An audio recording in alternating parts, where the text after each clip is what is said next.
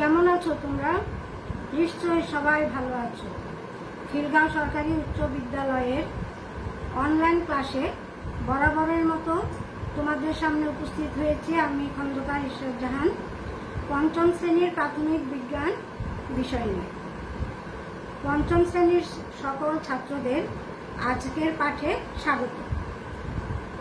আশা করি গত ক্লাসের পড়াগুলো তোমরা শিখে নিয়েছো এবং বাড়ির কাজগুলো করে রেখেছো। তাহলে তোমরা এবার বই কলম নিয়ে তৈরি হয়ে নাও। কি তৈরি তো সবাই? আমাদের আজকের পাঠ অধ্যায় 11 আবহাওয়া ও জলবায়ু।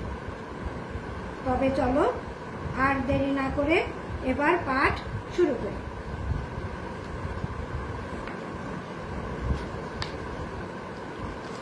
প্রথমে আসো আমরা কতগুলো ছবি লক্ষ্য করি। এখানে দেখতে পাচ্ছ মেঘমুক্ত আকাশ, রৌদ্রোজ্জ্বল একটি দিন, মেঘাচ্ছন্ন আকাশ, বর্ষণমুখর একটি দিন, কুয়াশাচ্ছন্ন একটি দিন। ছাত্ররা একটু খেয়াল করো, এই দিনগুলোকে আমরা একটি দিন না বলে আর কি বলতে পারি? একটু ভেবে দেখো। আমরা বলতে পারি ওই দিনগুলোকে ওই এলাকার আবহাওয়া, তাই না? তাহলে খেয়াল করে দেখো উপরের ছবিগুলি, এই যে ছবিগুলি দেখতে পাচ্ছ, এই ছবিগুলি লক্ষ্য করলে আমরা কি বুঝতে পারি? এখানে আছে রৌদ্রোজ্জ্বল, মেঘাচ্ছন্ন, বর্ষণমুখর, কুয়াশাচ্ছন্ন। তাহলে এই ছবিগুলি দেখে আমরা কি বুঝতে পারি? তোমাদের কি কিছু মনে আসে? আমরা বুঝতে পারি আমাদের বাংলাদেশের বিভিন্ন রকমের আবহাওয়া এবং সেই সাথে আমাদের দেশের জলবায়ু সম্পর্ক ধারণা লাভ করতে পারি। এই ছবিগুলির মাধ্যমে আমরা বাংলাদেশের আবহাওয়া সম্পর্কে জানতে পারি। আর কি পারি?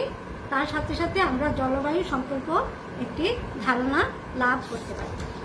তাহলে আজকের পাঠে আমরা যে সব বিষয়গুলো জানব সেগুলি একটু দেখে নেই।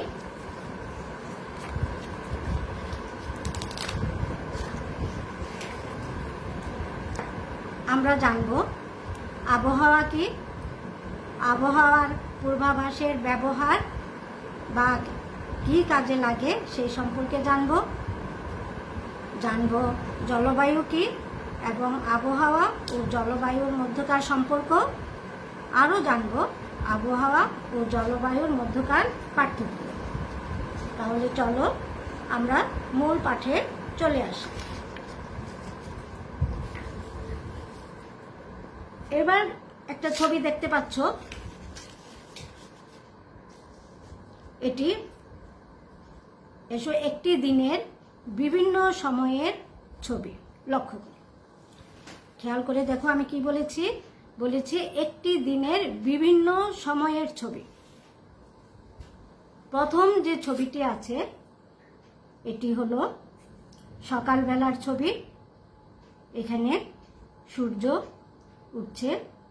এই সময় সূর্যের তাপ অনেকটাই কম থাকে, ফলে আমরা গরম অনুভব কম করি। পরের ছবি দুপুরের সময়। এই সময় সূর্যের প্রচণ্ড তাপ থাকে, ফলে আমরা বেশ গরম অনুভব করি। এই সময় সূর্য আমাদের খারাপভাবে কিরণ দেয়। পরের ছবি বিকেলবেলার। বিকেলে কি হয়েছে? সূর্য পশ্চিম দিকে কিছুটা হেলে পড়েছে, ফলে সূর্যের তাপ কিছুটা কম থাকায় আমরা গরম কম অনুভব করি। তারপরের ছবি আছে সন্ধেবেলার। এখানে সূর্য অস্ত যাচ্ছে, ফলে সূর্যের তাপ আরও কমে যাচ্ছে বলে আমাদের গরম আরও কম লাগছে। পরের ছবি রাতে। এখানে সূর্য নেই, ফলে দিনের অন্যান্য সময়ের চেয়ে রাতে আমরা কিছুটা ঠান্ডা অনুভব করি। শিক্ষার্থীরা একটু খেয়াল করে দেখো, এই প্রতিটি ছবিতে আমরা কি দেখতে পাচ্ছি, বা একটু প্রতিটি ছবি দ্বারা আমরা কি বোঝাতে চেয়েছি বলতে পারবেন? এই যে আমি বললাম এটা সকালের ছবি, এটা দুপুরের ছবি, কি দেখে বলেছি? কারণ এই আকাশ এবং বায়ুমণ্ডলের যে অবস্থা সেটা দেখে। এখানে সূর্যটা কোথায় আছে আমি বলেছি বলার সময়, সেটা দেখে আমি বলেছি যে এটা দুপুর, এটা বিকাল, এটা সন্ধ্যা এবং রাত। তাহলে আমরা কি বুঝতে পারি এই ছবিগুলি দিয়ে? এই ছবিটি দিয়ে আমরা বুঝতে পারি একটি নির্দিষ্ট স্থানের নির্দিষ্ট সময়ের কি আকাশ ও বায়ুমণ্ডলের সাময়িক অবস্থা। তাহলে এই ছবিগুলি দ্বারা আমরা কি বুঝতে পারছি? একটি নির্দিষ্ট স্থানের আকাশ ও বায়ুমণ্ডলের সাময়িক অবস্থা। তাহলে কি আমরা বলতে পারি আকাশ ও বায়ুমণ্ডলের সাময়িক অবস্থাই হলো নির্দিষ্ট স্থানের আবহাওয়া? কি বলতে পারি? হ্যাঁ, আমরা আকাশ ও বায়ুমণ্ডলের নির্দিষ্ট সাময়িক অবস্থাই হলো নির্দিষ্ট স্থানের আবহাওয়া। তাহলে আমরা আবহাওয়া কি সেই সম্পর্ক জেনে নিই। তাহলে আবহাওয়া কি আমরা একটু দেখে নিই।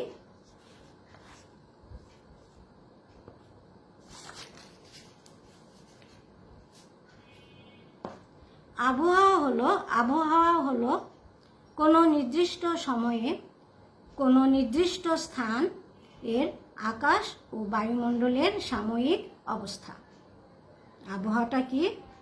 আবহাওয়া হলো কোনো নির্দিষ্ট সময়ে কোনো নির্দিষ্ট স্থানের আকাশ ও বায়ুমণ্ডলের সাময়িক অবস্থা। তোমরা পূর্বের ছবিটাতে দেখেছ নির্দিষ্ট সময়, অর্থাৎ সকাল, বিকাল, দুপুর, এই যে আমরা বলেছি সেগুলি কি নির্দিষ্ট সময়। এর আকাশ আর বায়ুমণ্ডলের সাময়িক অবস্থাটাই হলো আবহাওয়া।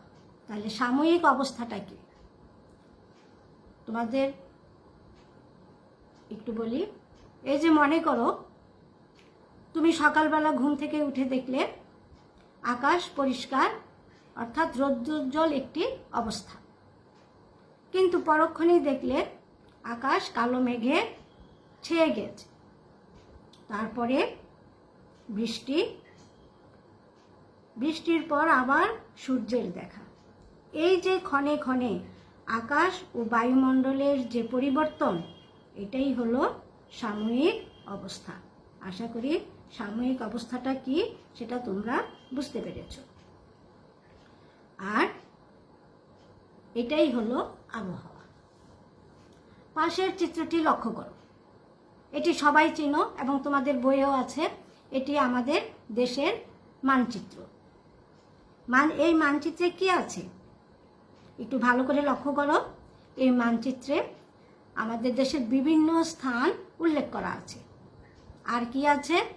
আছে সর্বোচ্চ তাপমাত্রা এবং সর্বনিম্ন তাপমাত্রা। প্রত্যেকটা অঞ্চলেরই কিন্তু সর্বোচ্চ এবং সর্বনিম্ন তাপমাত্রা দেওয়া আছে। আর কি দেওয়া আছে? আছে এই দেখো বিভিন্ন ধরনের প্রতীক দেওয়া আছে। এটা কিসের প্রতীক? আবহাওয়ার পূর্বাভাসের প্রতীক।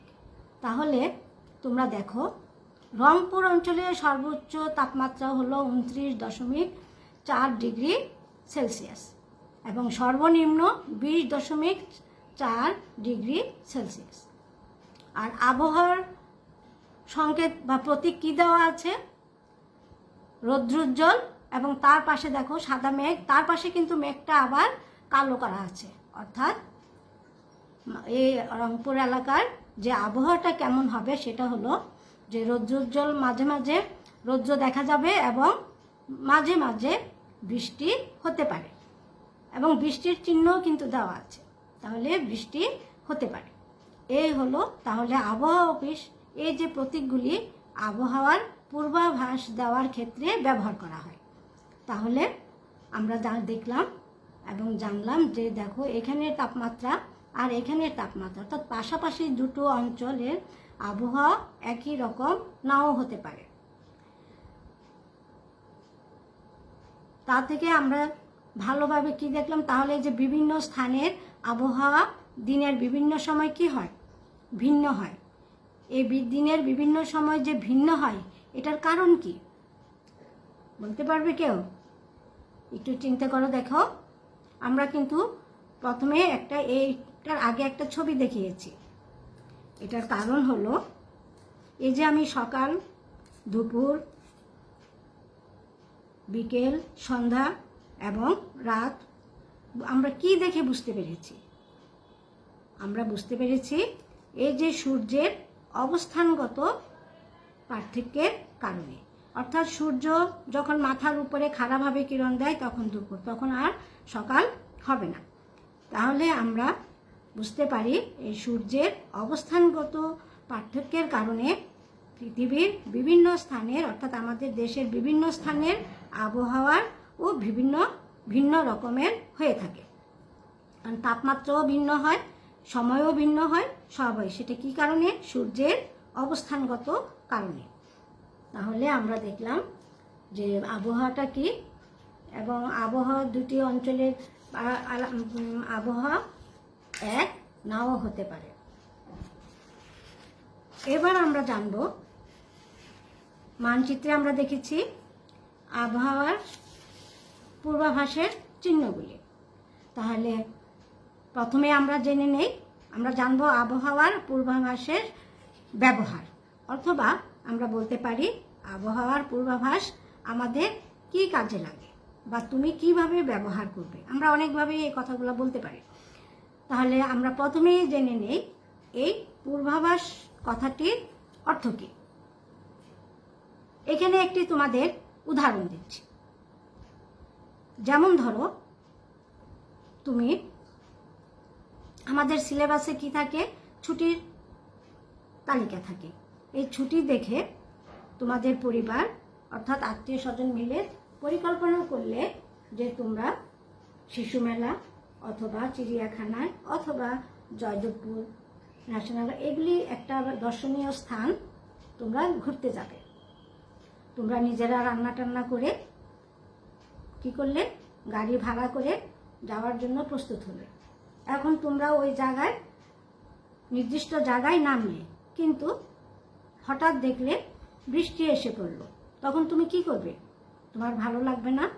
তুমি নিশ্চয়ই বিরক্ত হয়ে বলবে যে আগে জানলে এই পরিকল্পনা করতাম না।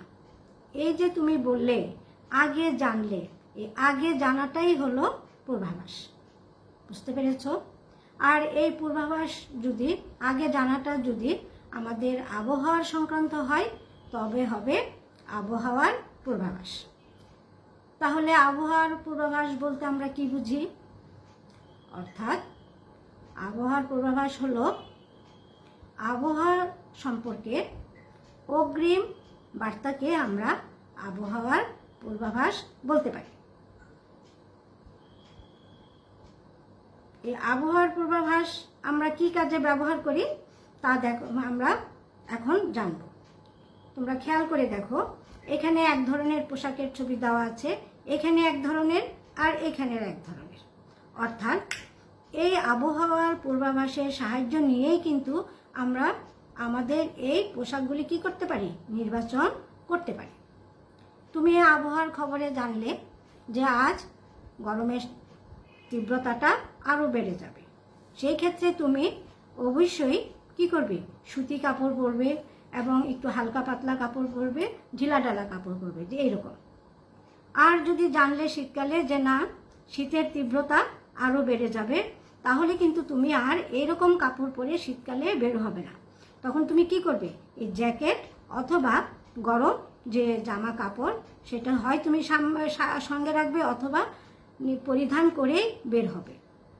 আর যদি তুমি বর্ষাকালে জানলে যে বৃষ্টিপাতের পরিমাণ আরও বেড়ে যাবে, সেই ক্ষেত্রে কিন্তু তুমি আর এমনিতেই বেরোতে পারবে না। অর্থাৎ বৃষ্টির সময় আমরা বেরোনোর জন্য অবশ্যই আমাদের ছাতা ব্যবহার করতে হবে। আর তোমরা তো দেখোই বর্ষাকালে আমাদের স্কুলের সামনে কি পরিমাণ পানি জমে থাকে, ময়লা পানি। তার জন্য আমরা এই ধরনের রাবারের জুতা ব্যবহার করতে পারি, অথবা আমরা রেইনকোট ব্যবহার করতে পারি। তাহলে আমরা কি বুঝলাম? আবহাওয়ার পূর্বাভাসের সাহায্য নিয়ে আমরা কোন দিন কোন কাপড় পরবো তা নির্ধারণ করতে পারি। এর ফলে কি হবে সুবিধাটা? আমাদের সুবিধাটা হবে এই, যার জন্য আমাদের কি সুবিধা? দৈনন্দিন জীবনে কম সমস্যার সম্মুখীন হব। কি এবার বুঝতে পেরেছো যে আবহাওয়ার পূর্বাভাস আমাদের কিভাবে সাহায্য করে? এখন তোমরা বলো, শুধু কি আবহাওয়ার পূর্বাভাস আমাদের এই পোশাকের ক্ষেত্রে আমরা ব্যবহার করি? না, পোশাকের ক্ষেত্রে ব্যবহার করি না, আমরা আরও অন্যান্য কাজেও এই আবহাওয়ার পূর্বাভাস ব্যবহার করতে পারি। খেয়াল করে দেখো, এখানে কতগুলি ছবি আছে, ছবিগুলি লক্ষ্য করো। এখানে অর্থাৎ ছুটির দিনে আমরা সাধারণত ছুটি ছাটা খুব একটা পাই না, আবার পেলেও অনেক সময় সবার একই সাথে সময় হয় না বেড়াতে যাওয়ার। কিন্তু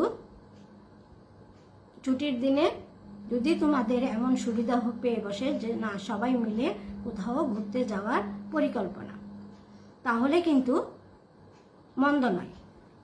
এই ছুটির দিনে আমরা কি করতে পারি সেটা সঠিক সিদ্ধান্ত কিন্তু আমরা এই আবহাওয়ার পূর্বাভাসের সাহায্য নিতে পারি। এখন তোমরা ছুটির দিনে মনে করলে যে কোথাও পিকনিকে যাবে, এরকম পিকনিক করতে গেলে তাহলে কি মন্দ হবে? মন্দ হবে না। কিন্তু আবহাওয়ার পূর্বাভাস তুমি জানো না, সেই ক্ষেত্রে যদি বৃষ্টি নামে তাহলেই কিন্তু আমাদের বিড়ম্বনা।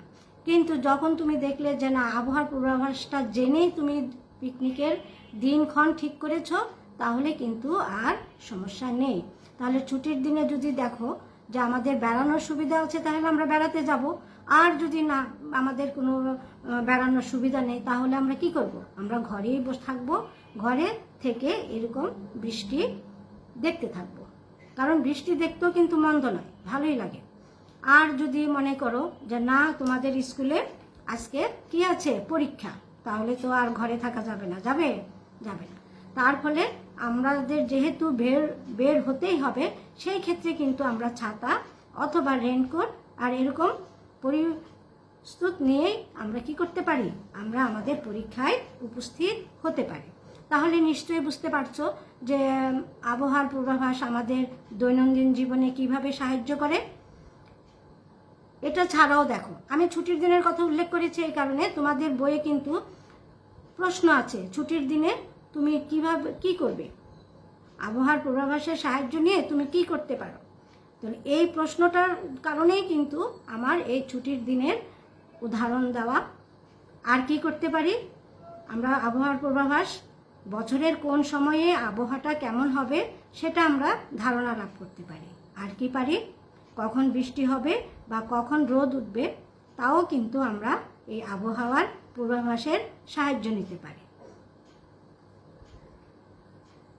তাহলে আমরা দেখলাম যে আবহাওয়ার পূর্বাভাস আমরা কি কি কাজে ব্যবহার করতে পারি এবং এটা আমাদের দৈনন্দিন জীবনে কিভাবে সাহায্য করে। তাহলে এবার আসো, তোমাদের বিজ্ঞান বইয়ে দেখো প্রশ্ন আছে, কারো কারো বইয়ে হয়তো জানুয়ারি মাস, কারো কারো ফেব্রুয়ারি মাস থাকতে পারে। তাহলে জানুয়ারি মাসের আবহাওয়া কেমন থাকবে, এটা একটা প্রশ্ন আছে তোমাদের বইয়ে। সেই সাধারণত জানুয়ারি মাস কি থাকে, এই ছবিটা লক্ষ্য করো। ছবিটাতে কিসের ছবি? এটা হলো একটি শীতকালের দৃশ্য। অর্থাৎ জানুয়ারি মাসে আমাদের কি থাকে? শীতকাল। শীতকালে ঘন কুয়াশা থাকে, রোদ খুব তাপ কম থাকে, আবহাওয়া যার জন্য আবহাওয়া শীতল থাকে, আমরা ঠান্ডা অনুভব করি, বৃষ্টিপাত হয় না বললেই চলে। ফলে আমরা কি পাই? জানুয়ারি মাসে বাংলাদেশের যে আবহাওয়া সেটা থাকে শুষ্ক এবং শীতল। আবহাওয়া শুষ্ক থাকার কারণ হলো শীতকালে যে বাতাস আসে সেটা কিন্তু স্থলভাগ থেকে আসে, ফলে বাতাসটা শুষ্ক থাকে।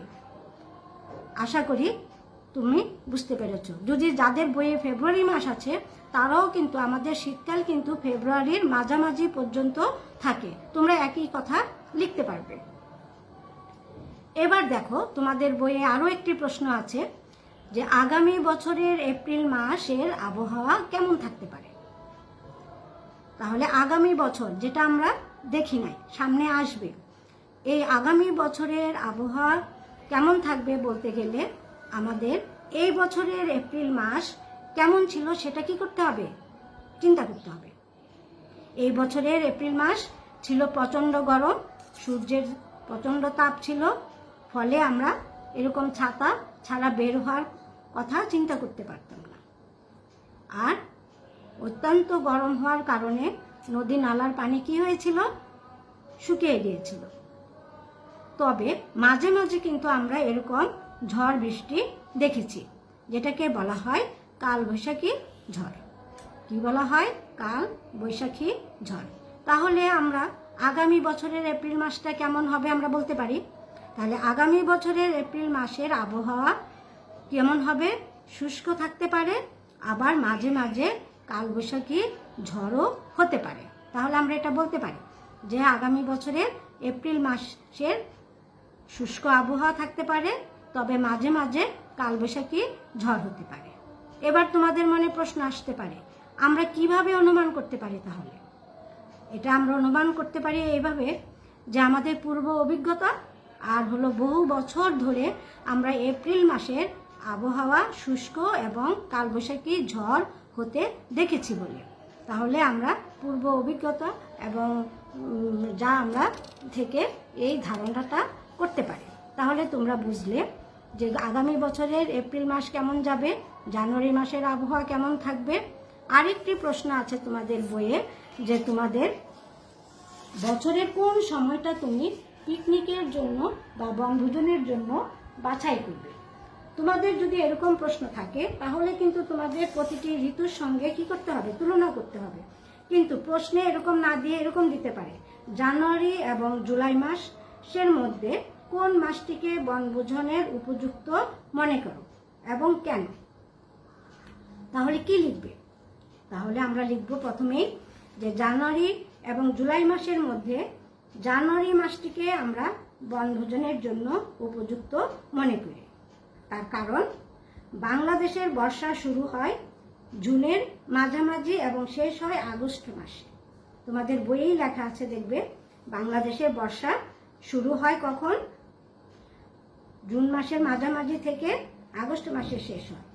তখন বর্ষাকালে তো এমনি বৃষ্টিপাতের পরিমাণ অন্যান্য মাসের তুলনায় কি হয়, বেশি হয়। গড় বৃষ্টিপাত অন্যান্য মাসের তুলনায় বেশি থাকে। ফলে বর্ষাকালে অথবা জুলাই মাসে, তাহলে জুলাই মাস, আগস্ট আর জুনের মাঝামাঝি কিন্তু জুলাই মাস, ফলে আমরা কি করব, জুলাই মাসে আমাদের বনভোজনের জন্য উপযুক্ত নয়, কারণ এই সময় অধিক বৃষ্টিপাত হবে এবং বাংলাদেশ এক এক সময় 1/5 পানির নিচেও চলে যেতে পারে। এই জন্য এই মাসটিকে আমরা উপযুক্ত মনে করি না। কিন্তু জানুয়ারি মাসটাকে আমরা কেন মনে করি, জানুয়ারি মাসটি মূলত শীতের শেষ সময়। এই সময় সূর্য বাংলাদেশের দক্ষিণে খাড়াভাবে কিরণ দেয়, কারণ আমরা তো উত্তর গোলার্ধে যখন সূর্য খাড়াভাবে কিরণ দেয় তখন থাকে গ্রীষ্মকাল, আর দক্ষিণ গোলার্ধে যখন খাড়াভাবে কিরণ দিবে তাহলে আমাদের দেশে কি হবে, শীতকাল। এটা কিন্তু আমি তোমাদের 8ম অধ্যায়ে পড়িয়েছি। তাহলে বাংলাদেশের দক্ষিণে যখন খাড়াভাবে কিরণ দিবে তখন বায়ুর চাপ কম হবে, আমাদের দেশে বায়ুর চাপটা কি কম হবে। বাংলাদেশের উত্তরে অনেক শীত এবং বায়ুর চাপ বেশি থাকে, কারণ শীতকালে কি হবে, উত্তরবঙ্গে উত্তরে বাংলা, কারণ উত্তর দিক থেকে তো আমাদের বাতাস আসে, অর্থাৎ এটা একটা মৌসুমী বায়ু। আমরা পরে সামনের ক্লাসে এই মৌসুমী বায়ু নিয়ে আমরা আলোচনা করব। তো বাংলাদেশের উত্তরে অনেক শীত এবং সেখানে বায়ুর চাপ বেশি থাকে, তাই শীতকালে বাংলাদেশের উত্তর দিক থেকে দক্ষিণ দিকে বায়ু প্রবাহিত হয়। উত্তর দিক থেকে কোন দিকে আসবে, দক্ষিণ দিকে। তাহলে বাংলাদেশের আমরা দেখি জানুয়ারি মাসের, আমরা একটু আগে বলেছি যে জানুয়ারি মাসে বাংলাদেশের আবহাওয়া কি শীতকালে কেমন থাকে? শুষ্ক এবং শীতল থাকে। তাহলে এই ফলে বৃষ্টিপাত একদম হয় না বললেই চলে, যার ফলে আমরা জানুয়ারি মাসটিকে বনভোজনের জন্য উপযুক্ত সময় মনে করি। আশা করি তোমাদের এই বইয়ের প্রশ্নের উত্তরটি তোমরা বুঝতে পেরেছ।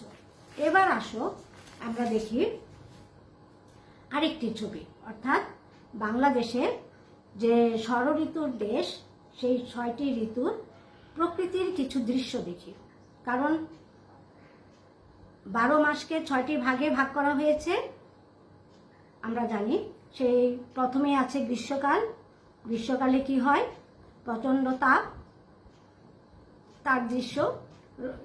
বর্ষাকালে প্রচুর বৃষ্টিপাত এবং খাল বিল পানিতে ভরা। শরৎকালে চিহ্নই হলো কাশফুল, নদীর কিনারায় কাশফুল এবং সাদা মেঘ আকাশে উড়ে বেড়াচ্ছে। হেমন্ত হলো বাংলাদেশের একটি ঐতিহ্যবাহী উৎসবের মাস, হেমন্ত ঋতু। সেখানে আমরা কি দেখি? নবান্ন উৎসব হয়, অর্থাৎ নতুন ধান ঘরে ওঠে। শীত সময় এটা কুয়াশা দেখতে পাচ্ছি। পরের ছবিটি হলো শীতকাল, তারপরে আছে ঋতুরাজ বসন্ত। বসন্তকালে অর্থাৎ চারিদিক ফুলে, অর্থাৎ কালকচি ফুল পাতায় ভরে ওঠে।